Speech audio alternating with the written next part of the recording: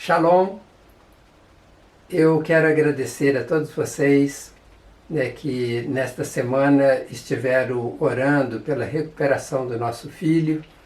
Como eu disse num vídeo anterior de um comunicado, nosso filho sofreu um acidente de trabalho e ele ficou no hospital alguns dias e ele não pôde fazer a edição da nossa reflexão Pão do Céu. Mas graças a Deus que o nosso filho recebeu alta hoje, e ele já pôde então agora começar a mexer nos vídeos e nós vamos colocar os mesmos para que vocês possam aí ouvir, assistir e ser abençoados com as palavras que Deus tem colocado ao nosso coração para abençoar a sua vida. Então eu agradeço também de vocês terem tido esta paciência de esperar aí por esse tempo até que nós pudéssemos voltar. Muito obrigado. Que Deus abençoe a todos vocês. Shalom! Hoje é o dia em que vou dar a resposta de forma clara à pergunta tema desta reflexão: por que Deus não matou a serpente? Nós trabalhamos este tema em 3 partes, sendo que a primeira e segunda parte nós já vimos nas semanas anteriores. Hoje vamos à terceira parte. Mas antes de prosseguir, eu quero dizer a você que ainda não viu a primeira e segunda reflexões, que você veja, pois elas são fundamentais para que você possa compreender de uma forma completa neste assunto do tema que estamos tratando. E uma outra coisa que quero pedir é que, caso você ainda não se inscreveu no canal Palavras de Vida, que você faça a sua inscrição, porque você vai ter ali uma série de outras reflexões, além daquelas que nós vamos ainda gravar posteriormente, dando continuação a este tema que nós temos falado até aqui. Ele vai mudar o tema, mas nós vamos prosseguir com um assunto relacionado a ele. Então agora nós vamos, de fato, à terceira parte desta reflexão e vamos expor os 3 motivos pelos quais Deus não matou a serpente. Esses motivos não serão listados aqui em uma ordem de valor ou de importância, mas de uma forma aleatória. Então, o primeiro motivo pelo qual Deus não matou a serpente é que o problema não estava na serpente. Deus, após a criação, não estabeleceu nenhuma regra para a serpente. As regras foram estabelecidas somente para Adão e Eva. Eu já disse anteriormente que a serpente foi um instrumento usado por Satanás. Poderia ser outro animal, mas a Bíblia indica o porquê Satanás preferiu a serpente. E a Bíblia diz que ela era a mais astuta de todas as alimárias do campo. E eu quero que você grave algo que vou dizer agora. O mundo está cheio de serpentes de 2 pernas. São estas as pessoas astutas que Satanás usa para fazer males, todos os tipos de males para a humanidade. Você pensa que quando um político desvia o dinheiro público, ele está fazendo isso sozinho? Não. Ele é a serpente usada por Satanás para prejudicar as pessoas ou prejudicar toda uma nação. Vocês pensam quando alguns juízes vendem sentenças ou quando são lenientes, usando 2 pesos e 2 medidas para julgar, será que eles estão agindo sozinhos? Não, eles são as serpentes que são usadas por Satanás. Então, Satanás usa muitas pessoas. A mesma coisa acontece com traficantes, quando aliciam pessoas, e até matam aqueles que não pagam. E nós vemos tantas outras atrocidades acontecendo pelo mundo afora, e muitas vezes as pessoas atribuem estes males àquelas pessoas. Mas o mal é aquele que está dentro da pessoa que faz com que ela haja desta maneira. É por isso o apóstolo Paulo, escrevendo aos Efésios no capítulo 6, ele diz que a nossa luta não é contra carne e sangue, mas é contra as potestades do ar, ou seja, contra estas obras malignas que atuam na vida dos filhos da desobediência. Satanás né, ele tenta usar as pessoas de todas as maneiras. Nós temos exemplos na Bíblia de pessoas que foram usadas por Satanás, mas no Novo Testamento, Satanás usou Judas para trair Jesus.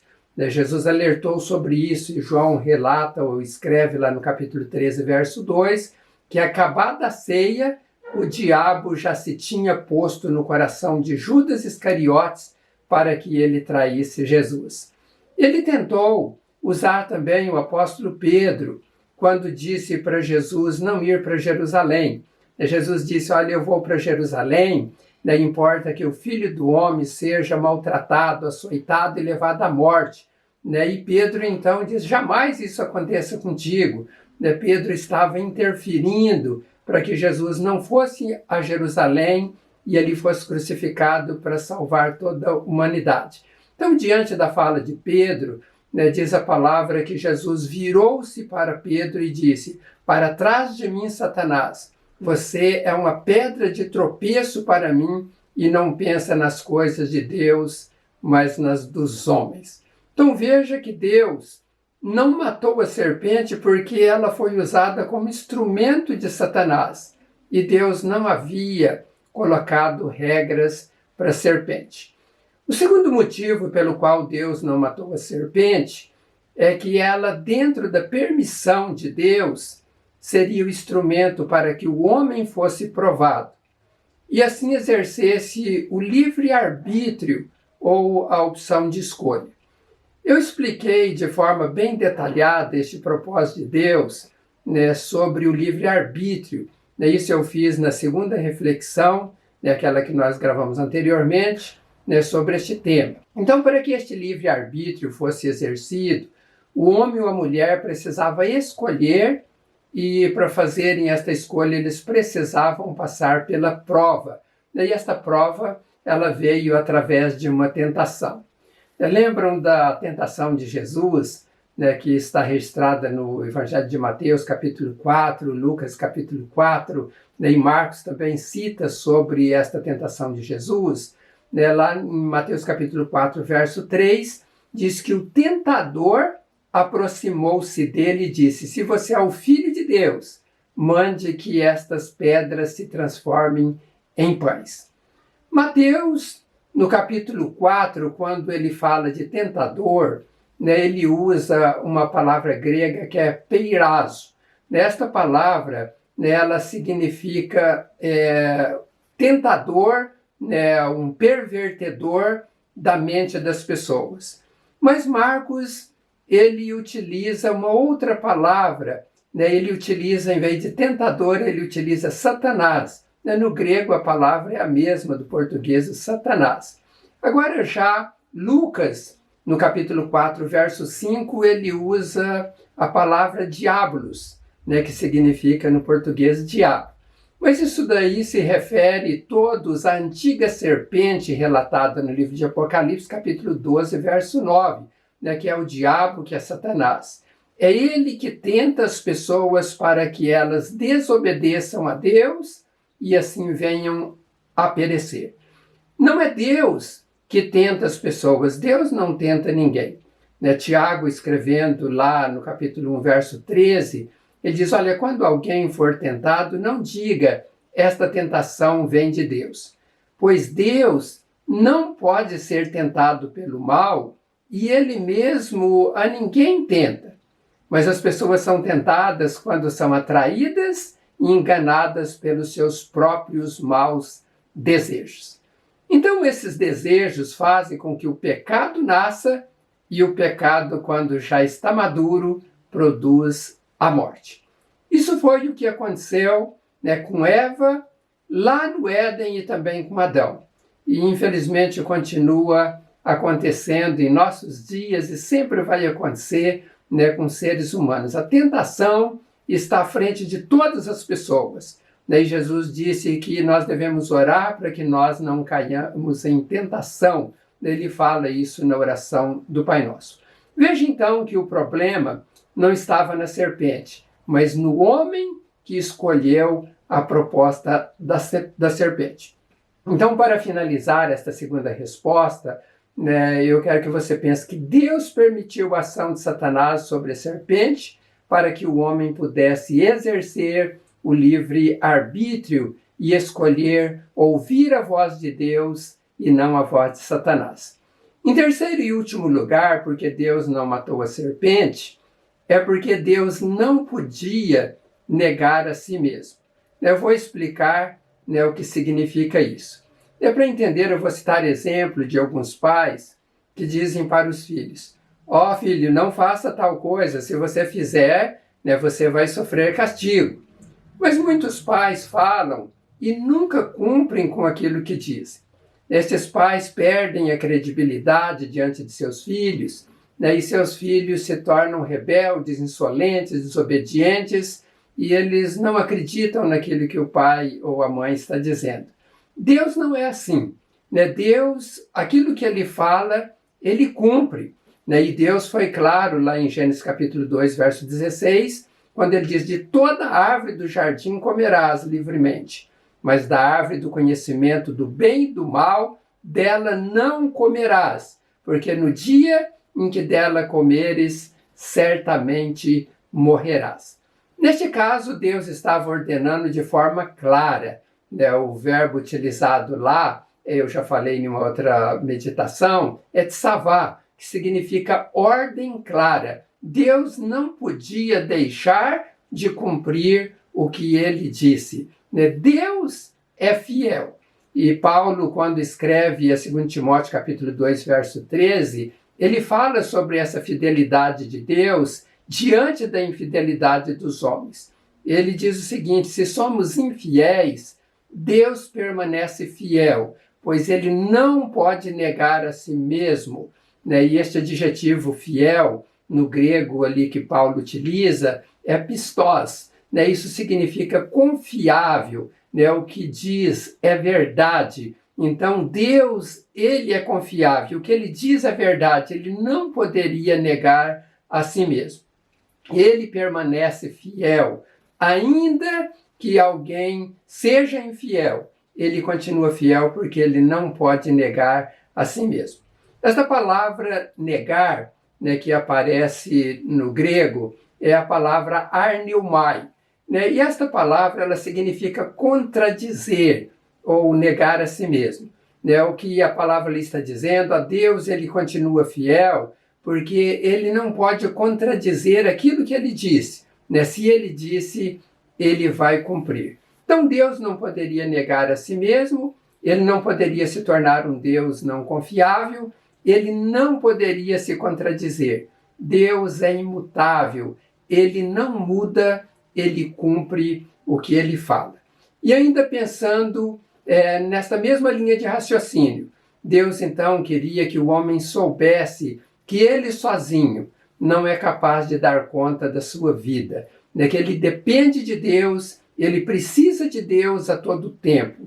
E então, olhando para aquilo que aconteceu, né, quando a raça humana falhou, né, escolheu desobedecer a Deus, trazendo ao mundo todos os tipos de males, tendo como principal mal a morte. Nós vemos que Deus, então, ele providencia meios para que este homem possa continuar vivendo e tendo uma promessa de uma vida eterna lá na frente. Deus providenciou meios para que corrigissem esses problemas que o homem causou no mundo através da desobediência. E alguns de vocês talvez podem dizer: ah, mas a culpa não foi minha, a culpa foi de Adão, a culpa foi de Eva. E eu quero dizer uma coisa para vocês: embaixo da nossa pele mora um Adão, mora uma Eva. Nas nossas veias corre o sangue de Adão, corre o sangue de Eva. No nosso peito pulsa um coração de Adão e um coração de Eva. Nós também seríamos destruídos se não fosse através da misericórdia de Deus. E o profeta Jeremias, em suas Lamentações, no capítulo 3, verso 22, ele diz: as misericórdias do Senhor são a causa de não sermos consumidos, porque as suas misericórdias não têm fim. Pensando nisso, Deus deu outras oportunidades para que o homem fosse restaurado e assim pudesse vencer a morte e viver eternamente com Ele em um lugar onde não haverá males e nem morte. E eu sobre isso quero falar em outra série de reflexões que nós estaremos gravando, e eu quero dizer para você que estas outras será ainda muito mais importante do que estas que nós estamos dando uma resposta porque Deus não matou a serpente, porque está muito relacionado com o futuro da sua vida nestas próximas reflexões que iremos gravar. Então eu convido a você a prosseguir acompanhando estas séries de reflexões. Daí, se você não se inscreveu no canal, é importante, já disse isso no início, para que você receba as notificações das próximas reflexões e assim você receba de Deus uma luz para o seu caminho, para que você seja uma pessoa vitoriosa e não venha ser vítima da serpente que está solta por toda parte do mundo, enganando as pessoas. Eu quero, como sempre faço, orar para que Deus abençoe a sua vida. Senhor, eu te agradeço por este tempo que pudemos transmitir, ó Deus, a tua palavra, explicando porque o Senhor não matou a serpente. Espero, Deus, que os teus filhos sejam iluminados para entender aquilo que nós explicamos nestas 3 reflexões.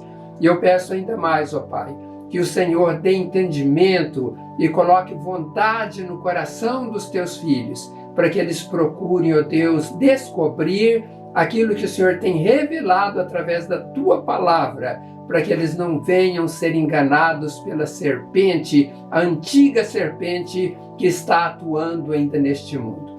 Peço ainda, Deus, que o Senhor abençoe aqueles que estão doentes, que o Senhor dê a cura a todos eles e que o Senhor proteja também a todos nós, para que não venhamos, ó Deus, ser acometidos por doenças, principalmente este novo vírus, o novo coronavírus que tem afetado a vida de tantas pessoas. Que as bênçãos do Senhor e a paz do nosso Senhor Jesus Cristo esteja sobre a vida de todos, agora e sempre, é a minha oração, em nome de Jesus. Amém. Que Deus abençoe grandemente a sua vida, multiplique esta mensagem transmitindo para os seus amigos, colocando o link lá no seu Facebook ou nas suas redes sociais, e eu sei que assim Deus vai retribuir a você muitas bênçãos por você ser um parceiro nosso na proliferação, se assim posso dizer, ou na divulgação da palavra de Deus, que é tão importante para um mundo tão sombrio que nós estamos vivendo. E que nós possamos, então, como filhos de Deus, ser luz neste mundo e abençoar a vida das pessoas. Um grande abraço, fique com Deus, até em breve.